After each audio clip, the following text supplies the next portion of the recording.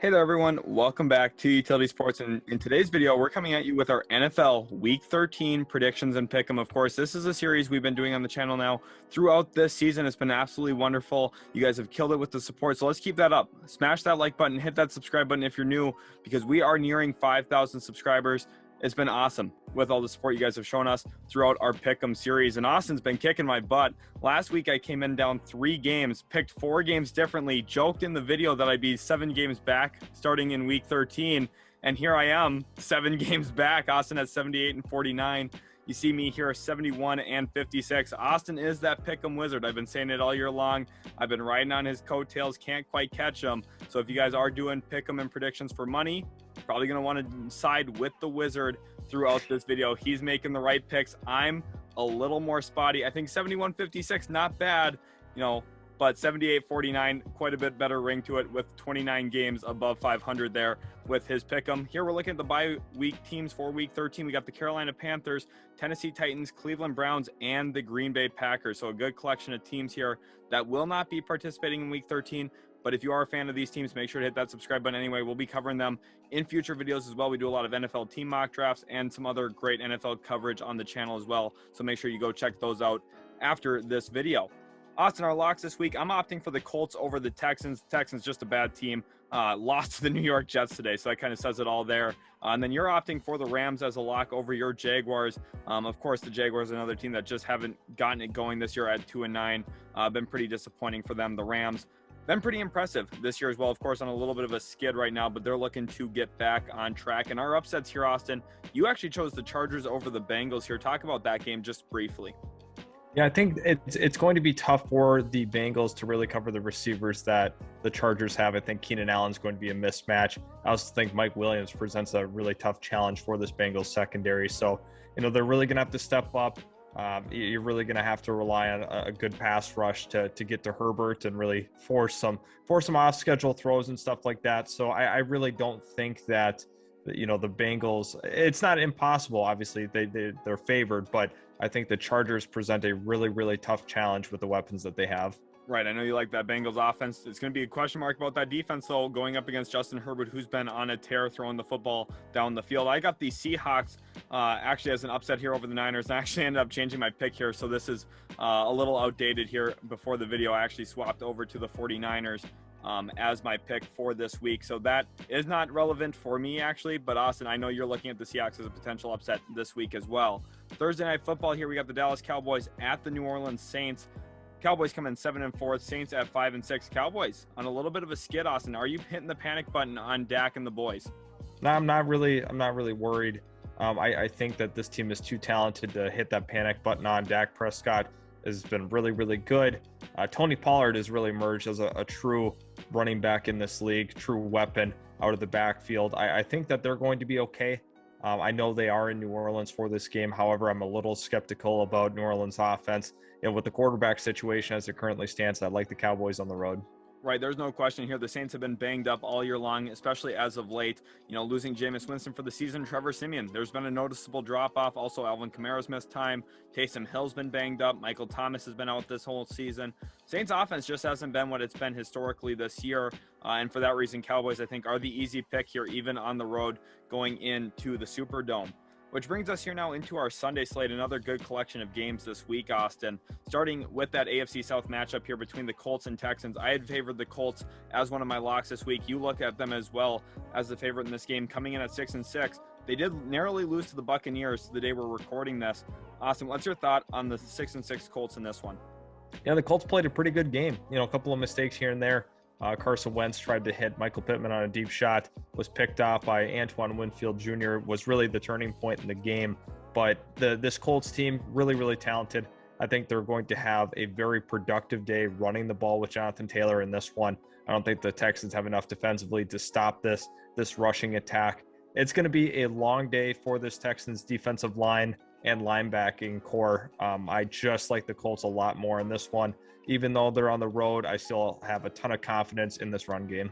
You nailed it there on the run game, Austin. While we're on the topic of running the football in Indianapolis, Jonathan Taylor. I believe he's emerged as an actual MVP candidate this season.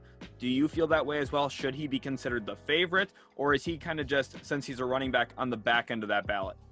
Yeah, I think he's actually at the forefront. I know Derrick Henry, even last year wasn't even close on the ballot despite having a historically dominant season. I don't think he's going to win it just because he is a running back, unfortunately, but I think he definitely deserves some consideration from the panel.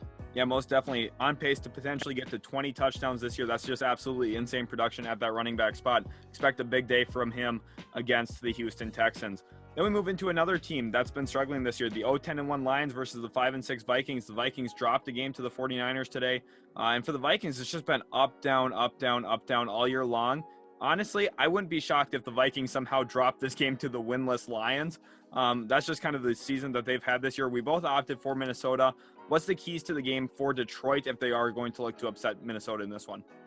Honestly, it's going to be containing Thielen and Jefferson, which is really tough. That's something generically you would say going into a game, but no Delvin Cook probably this upcoming week. So, really forcing Alexander Mattison to beat you is what you're going to have to do. Really, really play the pass and hope that you can contain Alexander Mattison while focusing the passing game. So at that rate, they're going to really have to control the line of scrimmage as well, get in Kirk's face. Kirk Cousins finally threw another pick. He hadn't thrown a pick since, I think, week 6. Finally threw one against the 49ers. They played a tough game, a lot of sloppy mistakes. And if we remember earlier in the year, this was a very, very tightly contested matchup where Detroit actually almost won this one. Right. For fans who maybe aren't as familiar with Alexander Mattison and the Minnesota Vikings, he's no slouch as a backup running back either. So it's going to be a tough day for the Lions to take care of Alexander Mattison and those two outside wide receivers like you talked about in Jefferson and Thielen. I believe Thielen at this point is tied for the reception touchdown lead in the NFL. So you're looking at two premium wide receivers. It's going to be tough for Detroit. They've got their work cut out for them. But again, Minnesota up and down this year. We'll see how this one shakes out. Giants at Dolphins here, two teams that have been, kind of trending in the right direction. Giants won this week against the Philadelphia Eagles, and the Miami Dolphins have been winning as of late. So we both opted for Miami here. I think this game being at Hard Rock Stadium does help them quite a bit, getting to play at home. What's your thoughts in this one? Yeah, for me in the Miami game, Tua played really well this past week. I think he only had 4 incompletions in total. I was completing his passes at a really high clip. The defense is improving week by week. And it always seems that Brian Flores, the second half of the year is his time of the year because he really turns it on. He makes adjustments. And we've seen it in the past. I mean, this very well could still be a playoff team. Despite that 4-7 record or 5-7 record, they very well could sneak into that wild card spot if they really hit on all cylinders. I'd like to see them run the football a little more. I think with the addition of Phillip Lindsay, that will help them out because you can kind of split your carries there between him and Myles Gaskin. Yeah, most definitely that Phillip Lindsay acquisition will pay dividends for them, at least giving them some fresh legs in the backfield. And I think the recent play from the Dolphins is what we expected from them this year, to be honest. We had looked at them as a potential playoff team, a team that should probably make the playoffs with the level of talent that they had on their roster, some of the acquisitions they made over the offseason.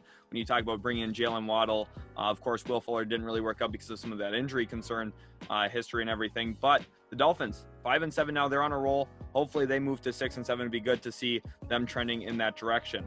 Buccaneers at Falcons here. The Bucs come in at 8-3. And Tom Brady, like I said, he's been playing great football. Leonard Fournette put up 4 touchdowns today as well for Tampa Bay. Is Tom Brady in your MVP consideration as well, Austin? And then why are the Bucs winning this one? Yeah, I mean, he has to be right in that conversation considering the number of touchdowns he's thrown. Just in his overall play this year, don't even have to look at the numbers. He's just so talented, but I think it's tough for him to win an MVP just considering, they're coming off of a Super Bowl. So the whole narrative thing will be, don't want to give Tom Brady the MVP. I think that's a possible discussion you might have. But, when you're looking at this Buccaneers team, it's going to be too much for the Falcons. I think the Atlanta Falcons, they're banged up in the secondary right now. AJ Terrell got hurt during the game. And if they don't have him going into this one, it's going to be a long, long day for that secondary. Right, you're already looking at an interesting offense there for the Atlanta Falcons. They've been relying heavily on Cordero Patterson, had a huge day today on the ground. They've got some nice pieces, but I think they're just kind of not that complete team yet at this point that you need to be in order to beat a team like Tampa Bay, even when you're at home. Moving on to Eagles at Jets here. Jets got a win, moved to 3-8. Kind of throws their draft pick projections out in the question mark area now, because Houston and Jacksonville now slide back up in front of them into that top 5.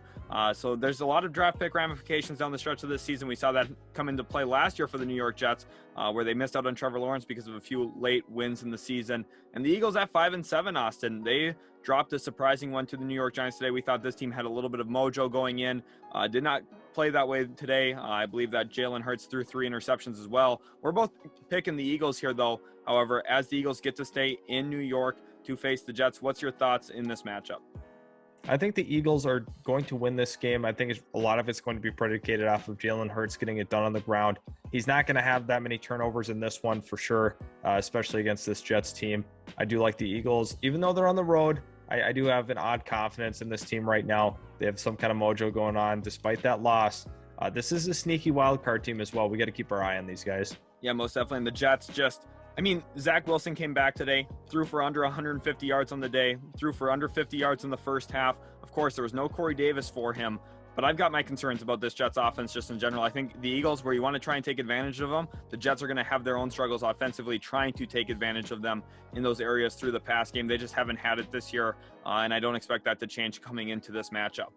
Cardinals at Bears here. The Cardinals, again, one of those teams that's been just great all year long, 9-2, even when they've had to play without Kyler Murray. Colt McCoy's gotten a win this year, which is awesome to see. And the Bears at 4-7. I just think it's the tale of two cities here, whereas the Cardinals have everything going right for them. The Bears, struggling with pass protection, got a rookie quarterback. It's just a different situation here. We both opted for Arizona.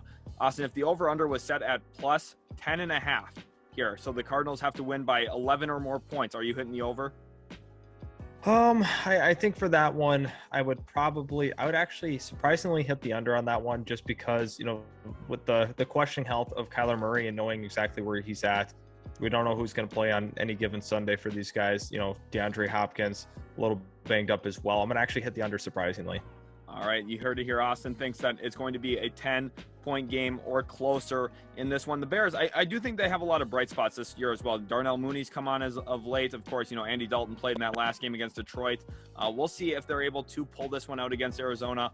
But again, if you're betting for pick'em and predictions here, put your money on Arizona.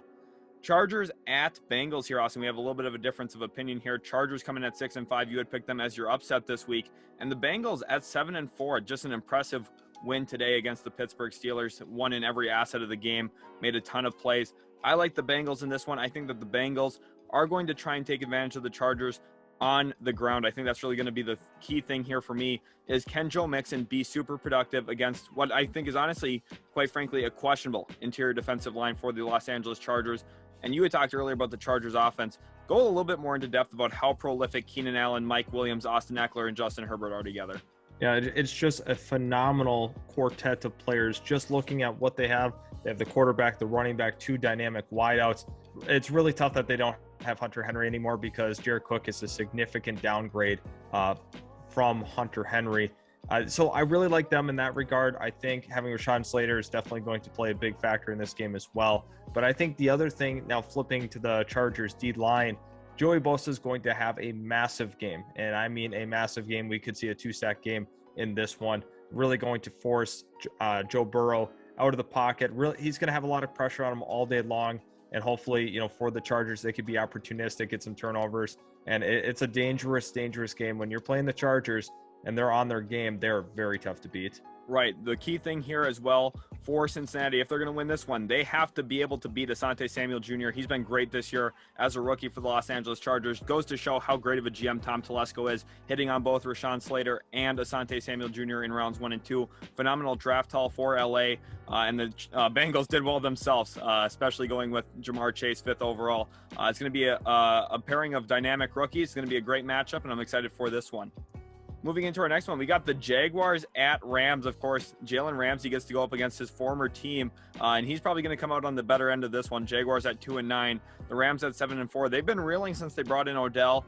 Austin, I think it's pretty clear Rams win this one at home at SoFi Stadium against Jacksonville. So let's talk a little bit more about the Rams season itself. Are you starting to hit the panic button after a loss today to the Green Bay Packers?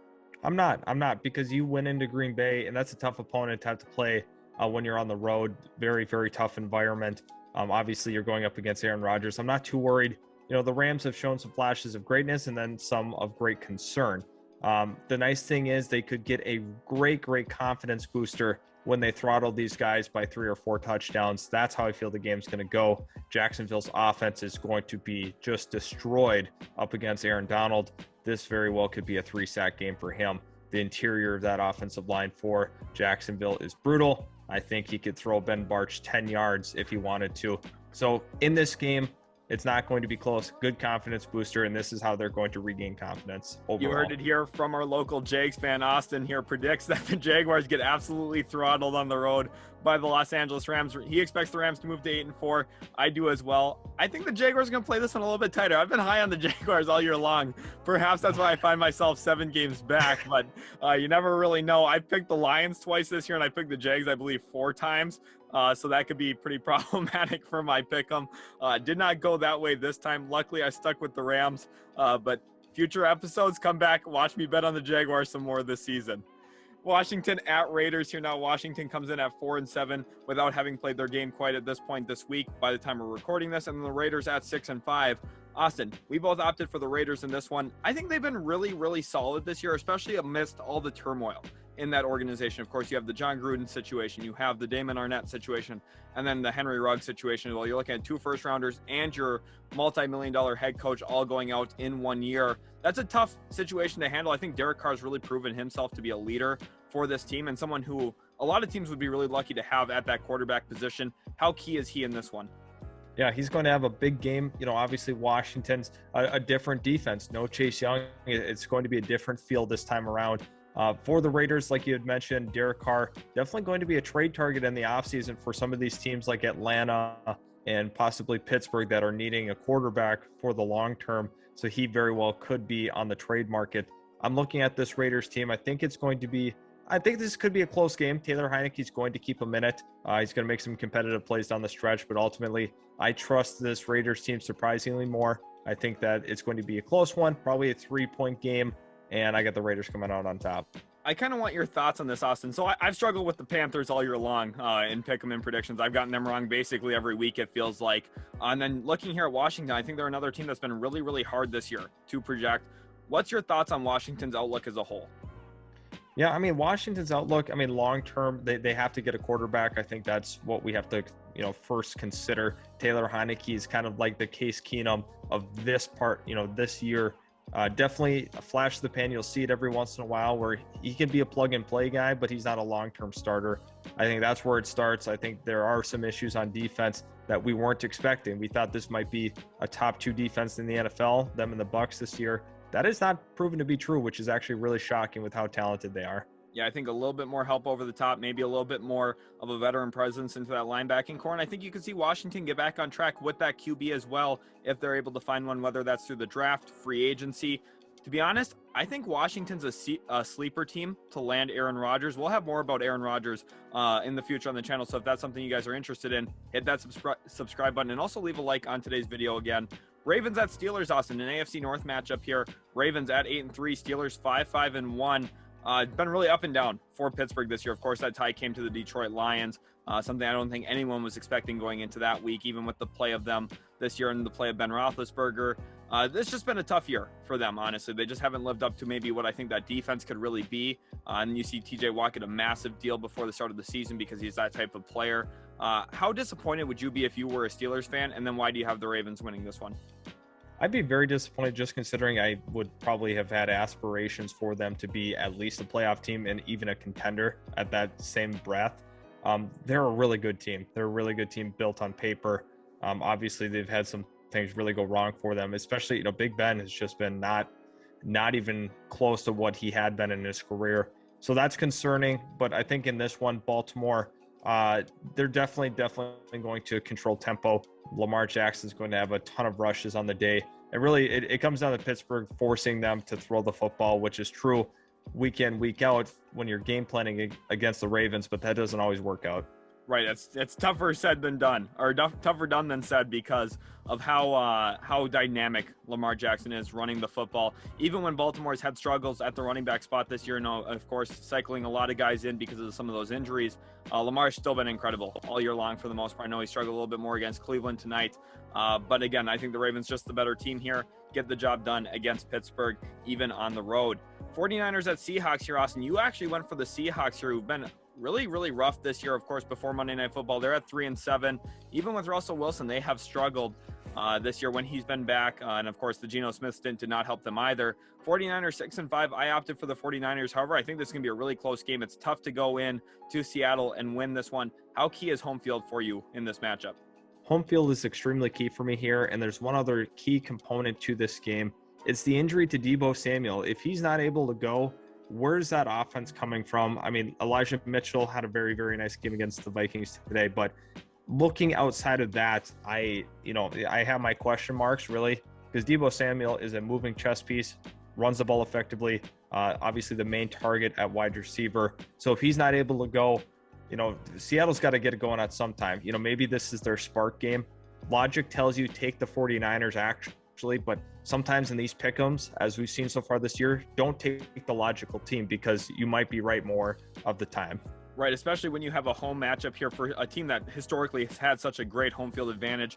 I definitely see the pathway here where the 49ers could drop this one in Seattle. For me, I think just the comfort of going with San Francisco, I just think the better team is the reason I went that way. They've been playing great this year, and I think Brandon Ayuk could step up as well. A lot of people had high expectations for him. He hasn't lived up to that. Week in, week out, he struggled, but there's been some flash weeks as well. They're going to need one from him this week if Deebo Samuel's not able to go. Then this leads us into Sunday Night Football here. Denver Broncos at Kansas City Chiefs in an AFC West matchup. And who would have thought at this point of the season that the Broncos would be one game back of Kansas City, especially had we said Von Miller would be traded at the deadline. I don't think a lot of people would have expected that. Austin, what do the Broncos have to do to beat Kansas City? And then why does Kansas City ultimately hold on at Arrowhead? I think the key here is generating opportunistic turnovers, just because we know this Denver offense is not going to go blow for blow with Kansas City. We know that to be true, even though, Kansas City's cleaned up that defense as well, making it even harder. So for them, generating those turnovers, it's got to come from Patrick Surtain. It's got to come from somebody making some big plays down the stretch of the game, forcing turnovers, because if this is a turnover-free game, Kansas City will win this for sure. Yeah, most definitely. They're going to need one of those weeks from Patrick Mahomes. That's been really uncharacteristic of him throughout his career, but this year he's been a little bit more prone to that turnover. Denver, like you said, Vic Fangio's defense going to have to be very opportunistic, get after him a little bit, which is questionable with their edge rushers at this point if they're going to be able to do that, especially against that Kansas City offensive line that's been reworked. Creed Humphrey specifically has been such a great part as a rookie for that offensive line, specifically in run game as well. So I think Kansas City, high upside here, probably going to win this game. I would guess by maybe 10 points, but I think Denver, don't sleep on them. We've been sleeping on them throughout the year a little bit. 6-5. They've been a good team, even despite some of the issues going on with that roster. Which leads us here now into Monday Night Football. We've got the New England Patriots at the Buffalo Bills. Patriots, what a surprise this year, 8-4. I know there's some question marks about who really is their number one wide receiver. The running back situation, they've gotten a real cycle there again. That's something that they've done for so long. But week in, week out, it makes it harder to pick them, not really knowing who their key playmakers are going to be. And yet they've been winning games. Mac Jones has looked really good as a rookie. We expected that coming in, that he's going to be one of the more NFL-ready quarterbacks, and he got put into a really good situation. Whereas the Bills here, I think surprising that they're at 7-4. They're a better team than what that record indicates. I think some of that off-the-field drama they had going into the season maybe kind of sputtered them out of the gates a little bit. Austin, you went Bills at home. I went Patriots. Key for me here is how do the Patriots slow down Dawson Knox in the red zone, because he's become that key red zone threat for the Buffalo Bills. I think the Patriots, with some of their thumpers that they have at that linebacker spot, maybe not quite as athletic as Dawson Knox, but I think they can maybe hit him early out of his release off the line. That's going to be key for me for New England. How do they slow down Buffalo in the red zone? What's your keys for Buffalo? Now, for Buffalo, is obviously going to be engaging Stephon Diggs early, because once he gets going early in a game, he's one of the most unstoppable receivers in the entire league. So getting him going early, but it's going to be a tough matchup against J.C. Jackson, one of the elite and premier corners in the league. Finally, people are starting to realize that this season. But looking at him, Stephon Diggs got to be big. And then if it's not Stephon, it's actually got to be Cole Beasley. Cole Beasley is a guy that can be a high volume guy out of the slot. So really getting him going as well. Obviously, the Bills need to be able to run the football because they cannot be too reliant on Josh Allen's arm. Austin, I'm glad you mentioned J.C. Jackson because I think this offseason during free agency, there were two really, really massive head scratchers. One, the Patriots only placed a second-round tender on J.C. Jackson. That was a massive head-scratcher to me at the time. And then two, a team didn't offer him a contract on a second-round tender. You're just not going to get a player like him in round two very consistently. J.C. Jackson, like you said, an elite corner. I think he's going to have that assignment on Stephon Diggs all day long. It's going to be a great matchup to watch, and I'm very excited that this is our Monday night matchup for Week 13. Hopefully you guys did enjoy today's video. If you did, make sure to subscribe and leave a like on the video. It means a lot. You guys have been so awesome with the support. Again, hopefully you've enjoyed Utility Sports Pick'em for Week 13, and we're looking forward to Week 14 as well. Check out some of the other videos on the channel if you're new, and we'll catch you in the very next Utility Sports video.